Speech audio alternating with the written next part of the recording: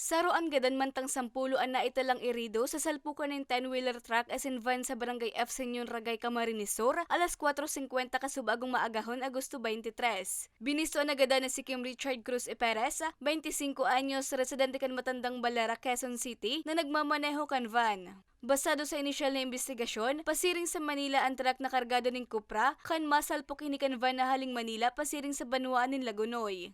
Po, ang nasa tamang way po ay ang truck po at ito naman po ba ang van ay kaya nangyari po yung banggaan. Siguro ho ay medyo hindi na kaya ng driver kaya nangyari po ito. 10 sa lunad kan van kabali ang sarong senior citizen na babaye, ang naitalang lugadan na intero man na naidalagan sa Ragay District Hospital para sa magkakanigong atensyong medikal. Padagos pa ang pigigibong investigasyong kan otoridad sa insidente, mantang nasa kustodiya naman ngunyang kan Ragay Municipal Police Station ang driver kan truck na posibleng maaatubang sa kaso.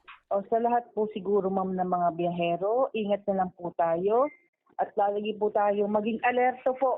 Siguro po iwasan po natin may mangyari po, bali po, una-una po, lagi po natin tatandaan yung blow bagets po para po sa mga biyahero, yung pag-check po ng battery, lights, oil, water, and gas po. At yung isa pa po is yung safety ng mga pasahero po. Palagi po natin alaala po at yung mga biyahero po kung siguro inaantok na, pwede naman po magpahinga para po maiwasan yung aksidente. At ang isa pa po ay lagi po natin tatandaan na mag-signal light po. Para sa mga baratang tatak Bicol, Regine Boy.